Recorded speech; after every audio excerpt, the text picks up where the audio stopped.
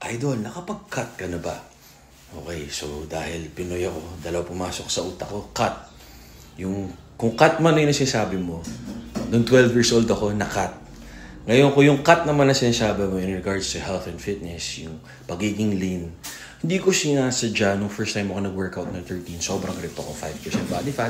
Hindi dahil ginusto ko dahil wala akong budget pang kain. As in, isang beses lang ako kain sa isang araw, tapos athlete ako ng basketball varsity. Tapos may abs ako. Yun yung pinakagusto kong katawan ko, 13 tsaka 16, nung nagsimula ako sa commercial modeling. So ever since buong buhay ko, lean ako, cut, ripped. As in, 10% body fat hanggang 6. Kaya napagkakamalan naka-steroids o may sakit, anatomy. Ay, ito lang 3 months na to ako lumagpas ng 12% body fat.